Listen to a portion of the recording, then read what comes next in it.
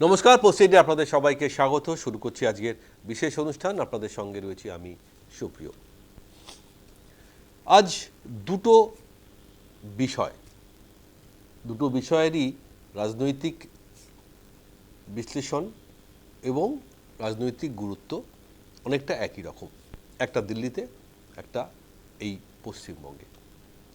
সকালে তৃণমূলের বিক্ষুব্ধ সাংসদরা, অর্থাৎ যারা এনসিপিআইতে যোগ দিয়েছেন, তাদের সঙ্গে দেশের প্রধানমন্ত্রী নরেন্দ্র মোদী ২০ জন সাংসদের সঙ্গে সকালবেলা প্রাতরাশ ছাড়লেন। এই প্রথম প্রধানমন্ত্রী ইন্ডিভিজুয়ালি এই বিক্ষুব্ধ তৃণমূল সাংসদদের সঙ্গে দেখা করলেন।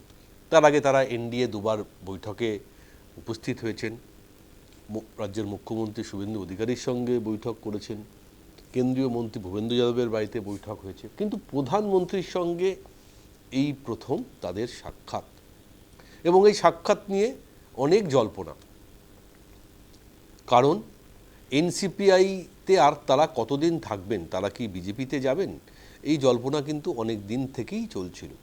কিন্তু বিজেপিতে আদৌ তারা কতটা যেতে পারবেন, কারণ দলত্যাগ বিরোধী আইন এই মুহূর্তে তাদের সামনে ঘুরে বেড়াচ্ছে। কারণ ইতিমধ্যে আমরা জানি সুপ্রিম কোর্টে উদ্ধব ঠাকরের যে ৬ জন সাংসদ চলে গিয়েছেন, তা নিয়ে সুপ্রিম কোর্টে মামলা বিচারাধীন রয়েছে এবং চলছে। যতক্ষণ পর্যন্ত না সেই মামলার বিচার সামনে আসছে, ততক্ষণ পর্যন্ত সূত্র মারফত যেটুকু আমরা খবর পাচ্ছি যে এনসিপিআই যারা আছেন এই মুহূর্তে তারা সরাসরি বিজেপিতে যোগ দিতে পারছেন না।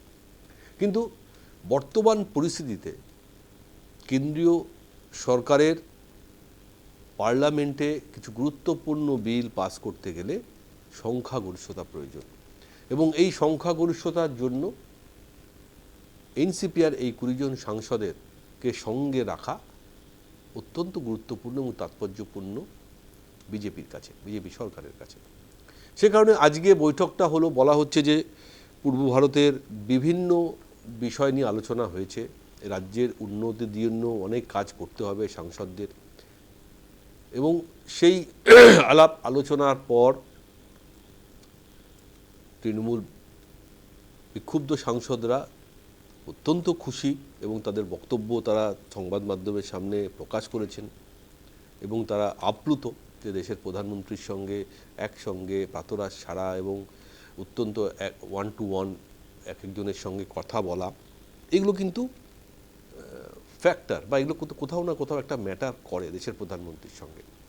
এবং এর মধ্যে বলে রাখা ভালো যে ৩ জন সংখ্যালঘু সাংসদ ছিলেন, আবু তাহের, ইউসুফ পাঠান সহ যারা রয়েছেন, তারা কিন্তু এই ৩ জন সাংসদও কিন্তু আজকের এই বৈঠকে উপস্থিত ছিলেন, যারা বলেছেন আমরা বিজেপিতে যাচ্ছি না, আমরা এনসিপিআইতে আছি।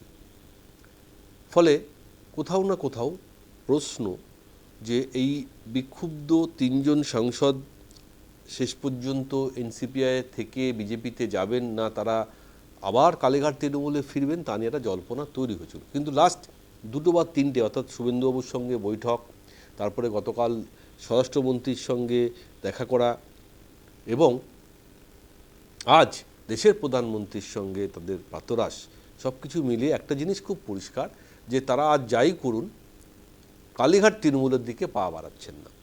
কিন্তু আজকের এই বৈঠক থেকে কি নির্যাস বেরিয়ে এলো সর্বভারতীয় রাজনীতির ক্ষেত্রে, যা অত্যন্ত গুরুত্বপূর্ণ। এদিকে যখন সকালবেলায় আজ তৃণমূলের বিক্ষুব্ধ সাংসদরা দেশের প্রধানমন্ত্রীর সঙ্গে বৈঠক করছেন, ঠিক আজ এ রাজ্যের বিক্ষুব্ধ বিধায়করা, অর্থাৎ পরিষদীয় দলের বিধায়করা সব মিলিয়ে ১৩ জন আজ দেখা করেছেন কোথায়?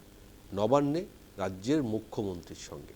সেখানেও বিভিন্ন রকম ইস্যু ছিল, সেই ইস্যু নিয়েও আমরা আলোচনা করব। ফলে সকালে দিল্লিতে প্রধানমন্ত্রীর সঙ্গে সাক্ষাৎ সংসদীয় দলের বিক্ষুব্ধ তৃণমূলের, আর দুপুরবেলায় নবান্নে মুখ্যমন্ত্রীর দপ্তরে দেখা করলেন এ রাজ্যের পরিষদীয় দলের বিক্ষুব্ধ তৃণমূল বিধায়করা।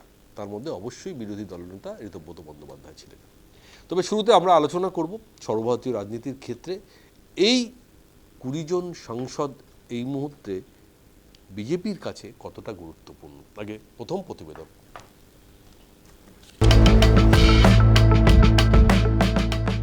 প্রধানমন্ত্রীর সঙ্গে ব্রেকফাস্ট বৈঠকে এনসিপিআই সাংসদরা।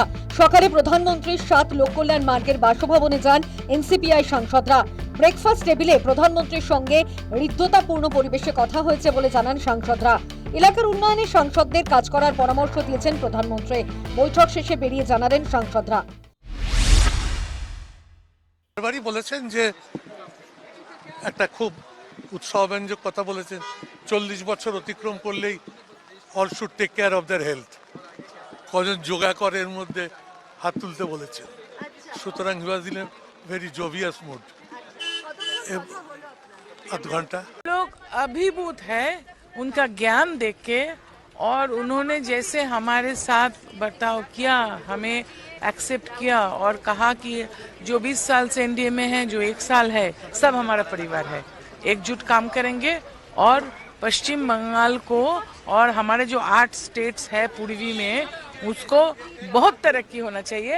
हम सब एक साथ में काम करेंगे। একটা নতুন অভিজ্ঞতা হলো আরো একবার, এবং আমাদের রেসপেক্টেবল অনারেবল পিএম আমাদেরকে ডেকেছেন, এর থেকে বড় কিছু আর কিছু ছিল না। It was very nice, it is very very memorable.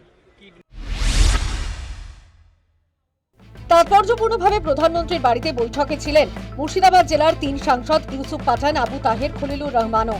এর আগে পরপর দুদিন এনডিএ বৈঠকে যোগ দেননি ওই 3 সাংসদ।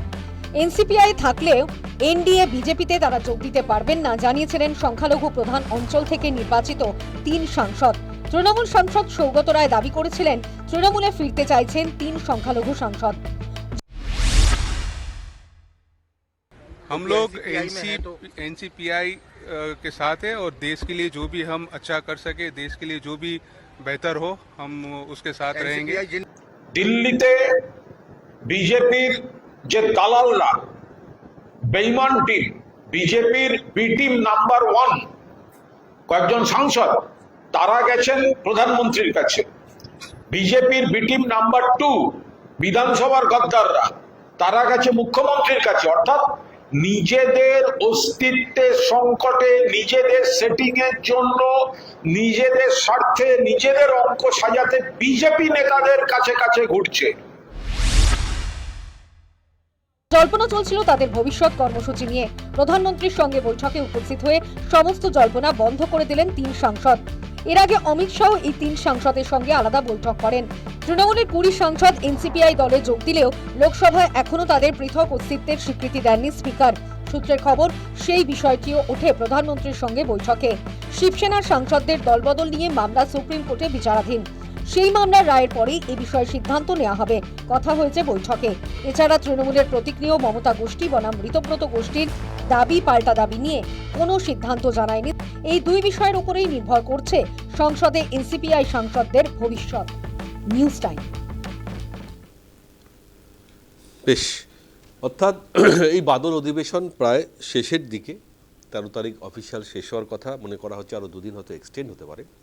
এবং মনে করা হচ্ছে যে এই বাদল অধিবেশনে হয়তো যে গুরুত্বপূর্ণ বিলগুলোর কথা বলা হয়েছিল, এক দেশ এক ভোট বা ডিলিমিটেশন বা মহিলা বিল বা সংবিধান সংশোধন, সেই বিলগুলো হয়তো আনা সম্ভব নয়, কিন্তু তার সমস্ত প্রস্তুতি থাকবে। যে বিলটা আসতে পারে সেটা হচ্ছে এফসিআরএ, সেই বিলটা হয়তো একেবারে শেষের দিকে আনা হবে। সেখানেও সংখ্যাগরিষ্ঠতার প্রয়োজন বা বিল পাস করার প্রয়োজন। তো দেখা যাক, এই বিষয়গুলো নিয়ে আমরা আলোচনা করব। আমাদের সঙ্গে উপস্থিত যারা অতিথি রয়েছেন তাদের সঙ্গে আমি আলাপ করে দেবো। আমার সঙ্গে রয়েছেন তৃণমূল কংগ্রেসের কর্মী সমর্থক দেবব্রত রায়। দেবব্রত, আপনাকে স্বাগত। আমার সঙ্গে রয়েছেন বিজেপির মুখপাত্র শৌনক মারিক। শৌনক, আপনাকেও স্বাগত। আমার সঙ্গে রয়েছেন রাজনৈতিক বিশ্লেষক আইনজীবী চন্দ্রশেখর বাগ। চন্দ্রশেখর দা, আপনাকেও স্বাগত। শুরু করবো চন্দ্রশেখর দা থেকে। চন্দ্রশেখর দা, আমরা 2 দিন অন্তর অন্তরই যে বিষয়টা আলোচনা করছি, এই বিক্ষুব্ধ তৃণমূল সাংসদ যারা এই মুহূর্তে এনসিপিআই বলে একটা অজানা অখ্যাত দলে নাম লিখিয়েছেন, যাদের এখনও স্পিকার স্বীকৃতি দিতে পারেননি। অবশ্যই নিয়ম কানুন বা আইন মেনে সেই সিদ্ধান্ত নিতে হবে, না হলে দলত্যাগ বিরোধী আইনে তারা পড়ে যাবেন। এবং এর ওপরে সুপ্রিম কোর্টে এখনও উদ্ভব শিবসেনার যে 6 জন সাংসদ দলত্যাগ করেছেন সেই মামলাও চলছে। ফলে বিচার বিবেচনা করে এই 20 জন সাংসদদের বিজেপিতে নিয়ে আসার ব্যাপারে সিদ্ধান্ত নেওয়া হবে, সেটা সময় লাগবে।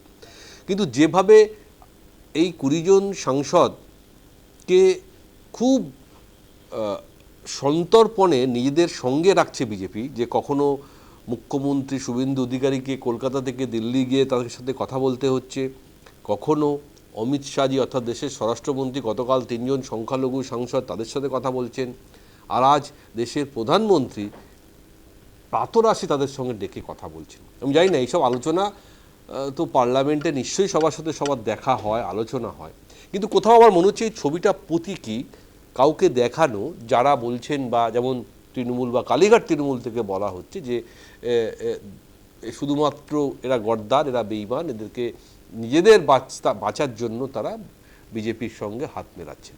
কিন্তু সেই তার পাল্টা উত্তর যে এটাই যে কেন সুদীপ বন্দ্যোপাধ্যায়, কাকলি ঘোষ দস্তিদারদের মতন ভেটারেন রাজনীতিবিদরা আজ বিজেপির সঙ্গ নিয়েছেন, তার একটা কোথাও তো এফেক্ট থাকবে। সেই এফেক্টটা হয়তো আমার মনে হয় দেশের প্রধানমন্ত্রীদের সর্বোচ্চ, এরপরে তো আর কিছু থাকে না, সেইটা প্রতীকী ছবিটা আজকে আমরা দেখতে পেলাম। এর মধ্যে দিয়ে কোথাও কি বিজেপির যে কৌশল, সেই কৌশলটা কি বিরোধীদের কাছে বারবার প্রকাশ করার চেষ্টা হচ্ছে যে তোমরা যতই করো এদেরকে তোমরা ভাঙতে পারবে না, এরা আমাদের সঙ্গেই আছে।